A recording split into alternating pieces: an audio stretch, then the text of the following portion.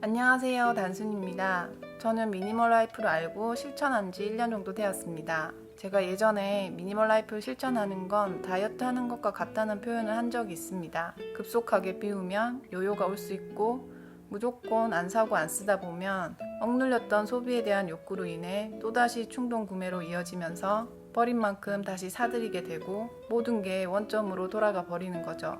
그래서 저는 중고마켓을 통해 힘들게 비우다 보면 물건을 구입할 때 신중해지고 충동 구매가 어느 정도 억제가 된다는 영상을 올린 적도 있습니다. 하지만 어느 정도 정리가 된 상태로 지내다 보니 그때의 힘들고 짜증났던 순간들도 기억 속에서 희미해지게 되더라고요. 빈 공간이 있으면 뭔가 사서 채워야 한다는 무의식이 아직은 우리를 더 많이 지배하고 있고 살면서 소비가 주는 행복감 또한 무시할 수 없는 게 현실입니다. 왜냐하면 우리는 자본주의 사회에서 살고 있으니까요. 저도 끊임없이 소비의 유혹에 빠집니다. 영상에 나오면 이쁠 것 같은 그릇이나 소품들을 보면 마음이 흔들리고 집에서 입는 예쁜 홈웨어를 보면 고민이 됩니다. 영상에서 같은 옷을 너무 자주 입는 게 아닌가 하는 생각이 문득문득 들거든요. 하지만 이것이 구매로 이어지지는 않습니다. 왜냐하면 저만의 소비 기준을 정해두었기 때문입니다. 앞으로 1년간은 옷이나 인테리어 장식품, 그릇 같은 걸 사지 않겠다고 결심을 했습니다. 작년에 저는 서울집에 있는 물건들은 비우면서 시골집엔 계속 뭔가를 사들였습니다. 서울에 다시 돌아갈지도 모른다는 생각 때문에 서울의 짐들을 완전 처분하기가 곤란했었기 때문입니다. 하지만 이제 모든 게 결정이 되었고 서울집도 다음 달엔 정리가 될 예정입니다. 그래서 올해는 조금 더 강도 높은 미니멀 라이프를 해볼 생각입니다. 사실 미니멀 라이프는 비우는 것보다 먼저 자신의 소비에 대해 생각을 해볼 필요가 있습니다. 당장 버리고 비우는 게 힘들다면 우리는 우리가 한 달에 자질구레하게 쓰는 돈을 한번 점검해 봐야 합니다. 이걸 쓰면 음식을 만들거나 청소하는데 편리할 것 같아서 3만원, 이게 있으면 집이 더 예뻐 보일 것 같아서 5만원, 이 옷은 싸니까 2만원, 이렇게 사서 제대로 사용을 한 게 몇 개나 있었는지 생각해 보세요. 대부분 5만 원을 잘 넘지 않는 저렴한 것들을 사서 서너 번 사용하다가 그냥 처박아 두는 경우가 많았을 겁니다. 그렇기 때문에 의도적으로 그런 충동 구매를 일으키는 소비를 끊어보는 것이 미니멀 라이프의 시작이 되어야 된다고 생각합니다. 저는 옷 같은 경우 미니멀 라이프를 시작하고 나서부터 사지 않았습니다. 옷을 안 산 지 1년 정도 되었는데요. 앞으로 2, 3년은 더 안 사도 문제가 없을 것 같긴 합니다. 그리고 안 입던 옷들을 다시 입어보니까 전에 없던 애정이 생기더라고요.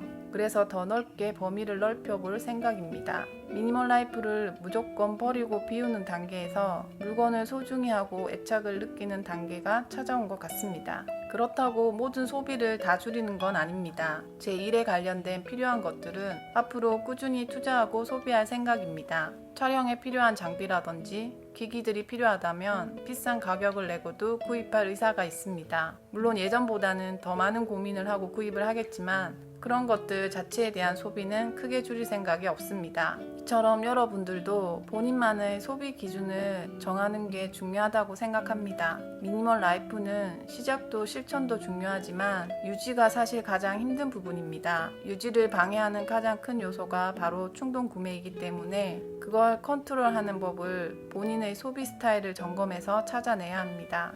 제 경험상 가장 효과적이었던 방법은 충동 구매를 일으키는 것들을 많이 보지 않는 것이었습니다. TV를 없애고 쇼핑 어플을 지우고 SNS 활동을 하지 않는다면 아마 최고의 효과를 볼 수 있을 겁니다. 왜냐하면 우리는 시각을 통해서 소비에 대한 자극을 가장 많이 받는다고 합니다.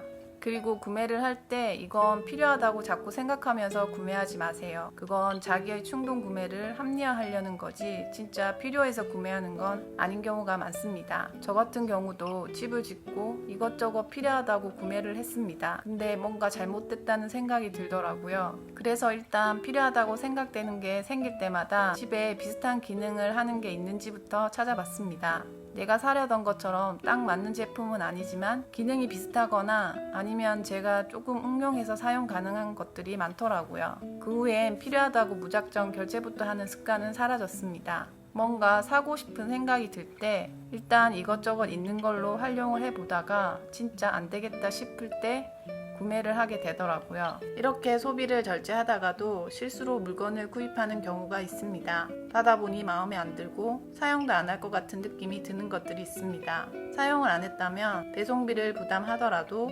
반품을 하는 게 좋습니다. 번거롭고 귀찮고 손해보는 느낌이지만 그런 과정을 통해 자신의 소비를 반성하는 계기도 됩니다. 하지만 이미 사용을 해서 반품도 못한다면 그냥 그 제품을 꾸준히 사용해 보는 겁니다. 몸에 익숙해지면 편리한 것들도 분명 있습니다.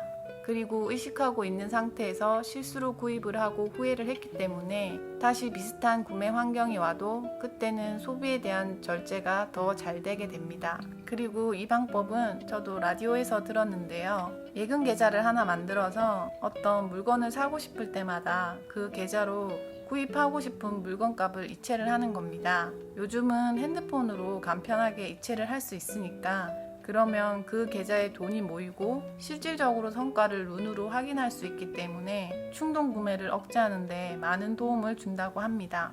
그렇게 모인 돈은 저축이나 재테크로 이어질 수도 있고 소중한 사람들과 시간을 보내고 자신의 발전을 위해 투자할 수 있을 겁니다. 제가 1년 전으로 돌아가서 미니멀 라이프를 다시 시작한다면 저는 물건을 버리는 것부터가 아닌 소비를 끊는 것부터 먼저 시작해 볼 것 같습니다.